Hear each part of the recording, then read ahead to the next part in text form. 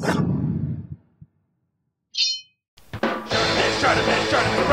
ShartimusPrime, reading comics, toys are hella sick, hella whacking it, taking bad hits, taking bad shit, Subscribe for comments. Hello.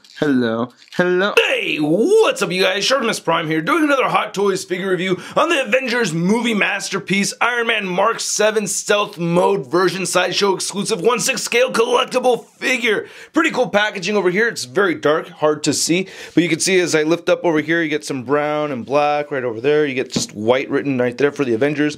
Not much going on the side. On the back, you can see all the people responsible for creating the figure. There's not much going on over here. You just lift this up, and then you can see all the tech. So it looks like an arc reactor, or underneath the initial shell of the Iron Man armor in the chest area. Looking right over here, you just see the figure if you can. It's very dark in there. And then looking on the back on this side, not much going on. And not much going on at the bottom. It just says Avengers. Alright, let's get to it and crack this thing open. And here's our Mark VII Stealth Iron Man out of the packaging.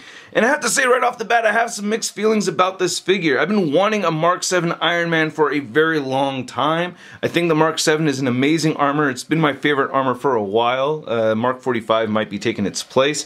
But having this now and seeing it in person, it's not as cool as I wanted it to be. As you can see that we get some variation of tones over here. You can see there's some copper and some light gray and everything.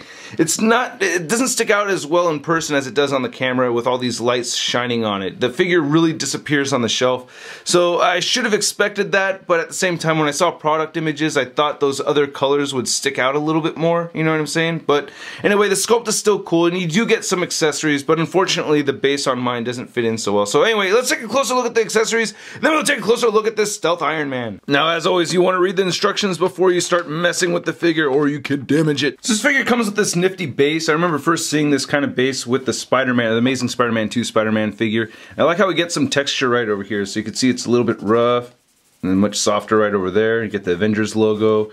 You get some of these browns. I call it copper color. It reminds me of copper a little bit. So we're going to get some of that on the figure. And then looking right here, you get this nice looking plaque. It's all black, which I think is a very smart move. Looking very cool. Of course, this did not show up in any movie or anything like that, but I love the concept. Then we get the dynamic posing stand right here. And it doesn't plug into this base, so it's just a defect. I've tried, and yeah, it's like there's something wrong with the threads where they don't catch at all. I plugged this into another base and it worked just fine, so it's this thing right here that's the problem. So here's everything we get with this Iron Man figure. We get 6 interchangeable hands. We get a pair of fisted hands over here. We get a pair of these articulated hands, which I really like a lot. They all have joints right here at the knuckle, and then they bend twice in each of the fingers, only bend once in the middle for the thumb, so I think these are awesome. And we also get these repulsor blast hands. We get the wrist guard for the repulsor blast. We get the wrist guard for the regular hands. We get these forearm rocket launcher thingies, which are really cool. I like the detail involved in these. I like that silver paint app. We also get some nice gold right there. Again, you can see that copper tone showing up right there, so I think that looks pretty good. So we get 2 of these that are identical to each other, and then we also get 2 of these shoulder little missile thingies. Then these air brakes still function too, so you can still lift this up. Then you also get a set of batteries, which are already put in the figure, and you get this function stick, which is always very helpful. So just look at the head of the figure, and as I mentioned, I have to put a lot of lights on this thing and turn up my settings so that you could see the color variations over here. But we get this copper toned, or kind of a gunmetalish copper tone right here for the mask. And looking on the side, it's just a straight black. A lot of the figure is just straight up black, but we do get those variations, as I had mentioned a couple times now. And then to turn on the lights right here for the mask, just turn that on, and then you get a magnet right over there that helps secure it, and then boom. There it goes. So yeah, it doesn't look too bad, you know, it looks alright. And if you wanted to put the Tony Stark head sculpt on here, you could do that. Just pop off the neck section. And thanks to Chew for letting me borrow his regular Mark VII for comparison and to try this out here. So you just put that on right there. If you wanted to have this setup going on, you could make it work. Then we get a little bit more of that copper tone right over here on these shoulder pieces. You can see the sculpted detail right there. And then just switching these out for the ones that have the missiles attached to them. Well, before I do that, I'm going to show you the function right here, because on the back you can see the Avengers logo. I like how we have the gray mixed in here with the copper too. But yeah, you could go ahead and lift these up just like how you can on the regular version. So I think that's pretty nice. You get the air brakes right there. You can see the sculpted painted detail right underneath right there. So that looks pretty good. And lift this side up just to demonstrate. So you can see both sides function pretty well. And you also get air brakes right here too. So yeah, you get all three of these parts that fling upwards. So bam, there you go. So that's actually all three of them. Not looking too bad. And you get some nice detail right in here too. So that's looking pretty nice. And while we have this lifted up, you can see that there's a little switch right there to turn on the arc reactor. So just pull that down and whoa, whoa, whoa, whoa, whoa, whoa. Then looking on this side, you can see it says Stark right there on his right shoulder. On the left shoulder, it just has a 07. It's kind of funny that this is a different color than this side right over there. You can see the color differences. Then to remove these, just lift this straight up on off here, just like how you do on the regular version. Come on, come off. There it goes. And then you want to make sure that you put this port right into that slot right here. And be very careful. You do not want things rubbing against each other as you switch parts out on this, you know what I mean? It is a Hot Toys figure. So yeah, there that goes. And that looks pretty cool, having those little missiles right there. I like how that looks. Like how it says retro reflective panels right over here. And then you can actually remove this rib cage section. So you just want to pull that off, and there it goes. And you can see some of the nice details right in there. You can do the same thing to this other side.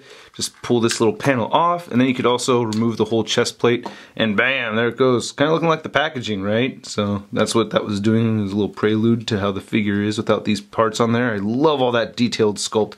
That looks great. The arc reactor looks really good too. As you can see in that clear plastic, there's some nice detail in there. I do like how you can remove this piece right over here and then switch it out with that little rocket launcher, and it just tabs in right there ever so gently. You don't want to apply too much pressure, but yeah, it looks really good. And I really like over here it says Gauntlet Deployment System. And then these parts right over here are made out of a soft rubber material for the joint. And to demonstrate the repulsor blast hand, you get these switches right here on each of the arms, and then boom, there it goes. I already swapped it out with this guard right here in the repulsor blast hand, so that looks pretty nice. Then we get some writing and deco right there, right above the crotch. Spec BCD J203193, right over the crotch over there. Okay.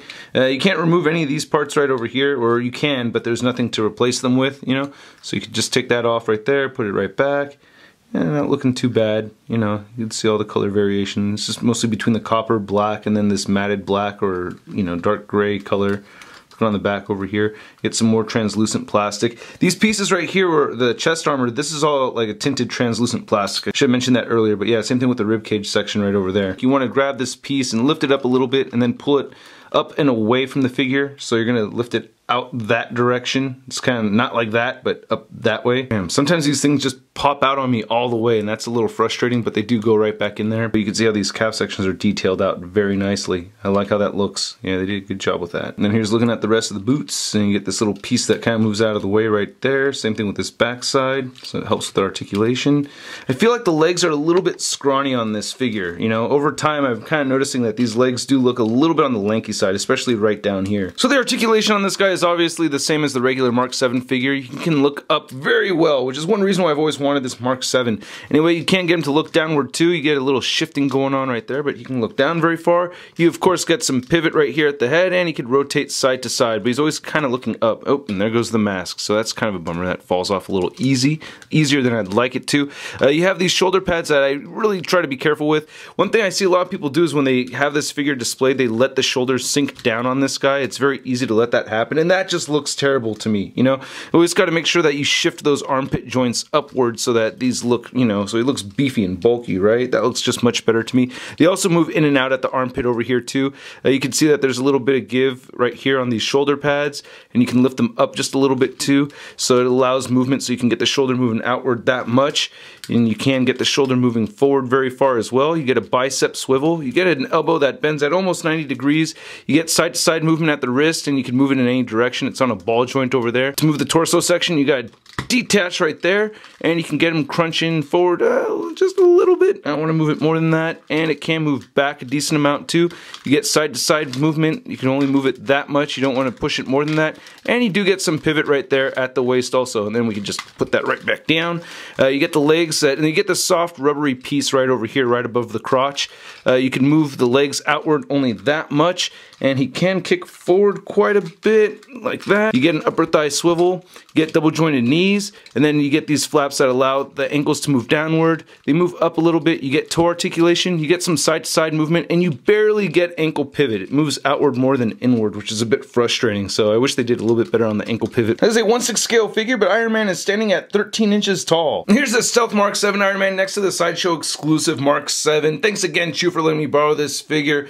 And this stealth version is not quenching my lust for this guy right over here. That sounded really bad, but I really want the Mark 7 Iron Man. It just looks so much cooler to me. Such much better accessories and paint and everything on there. I usually don't pick up these rare exclusives like this. They're typically reserved for people like Sean Long and Budget Stark that have to get every single freaking Hot Toy Iron Man ever made. So I honestly don't know if I'm going to keep this figure or not. We'll see. And then here's the Stealth Mark 7 next to my new favorite Iron Man figure from Hot Toys, which is the Mark 43 Age of Ultron figure. And just seeing how they've upgraded their Iron Man figures now with the die cast, a lot more articulation and stuff like that, I can really see how this guy's just feeling a little outdated. Then here's our Stealth Mark 7 next to the Star Boost Armor Iron Man, and I kind of wanted to get a yin and yang kind of thing going. That's another reason why I picked this guy up. But as you can see, as I darken my settings so you can see the Star Boost, the Stealth Iron Man just disappears, or all the details disappear. You don't see any of those copper colors or those grays or anything like that, and that's how it mostly looks in person, is just this black figure right here that kind of just disappears in the background. And I was really hoping those color variations would stick out more than they actually do. And then here he is next to the Marvel Legends Big Time Letdown Spider-Man. Hey, you're stealthy. Hey, I'm stealthy. Hey, stealthy bros up top right here, man, huh?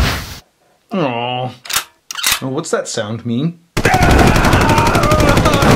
And then here's Stealth Iron Man with all his LED lights on ablazing, not looking too shabby at all. You know, for the most part, it's not a bad figure. I just think this is more meant for the completionists out there that are collecting all the Hot Toys Iron Man armors. For me, I don't know if I'm going to keep it or not. I may sell it. If I decide to sell it, I'll let you guys know in a P.O. Box pickup video or something like that. Anyway, I hope you guys liked my review. If you did, please hit the like button. Click any of these boxes over here if you want more Shard in your eye. Also, check out my Patreon account. Your guys' help is very much appreciated. And follow me on Facebook, Twitter, and Instagram, and go to MarvelousNews.com for a photo gallery of images from this review. I'll catch you guys later. Peace!